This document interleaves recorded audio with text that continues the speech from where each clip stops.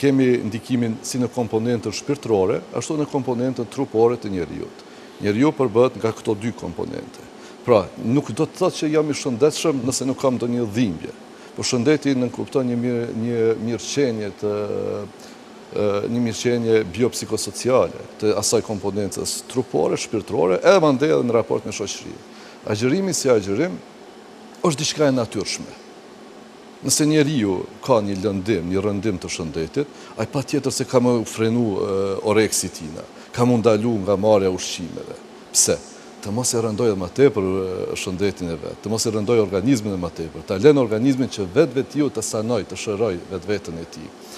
Sa i përket agjërimit, në aspektin e komponentës shpirtërore, është vërtetuar se ka ndikim pozitiv tek personat me depresion, tek personat në fazën e hershme të Alzheimerit.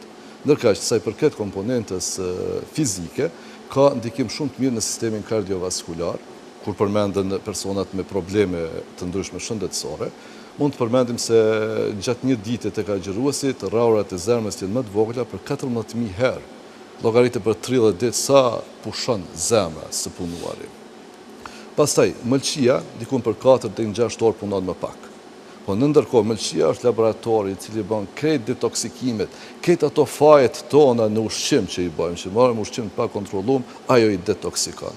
Pastaj, kemi një pushim të veshkëve, kemi një ndikim shumë të mirë tek sëmundjet e ndryshme të nyjeve.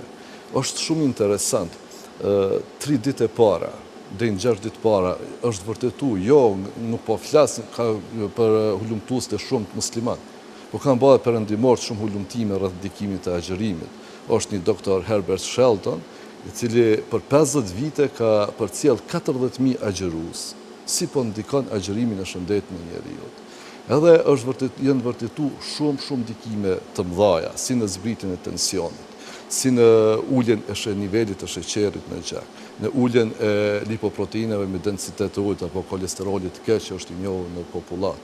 Pastaj, është një qetësi shpirtërore, është një ngritje emocionale, një ngritje shpirtërore e njeriut.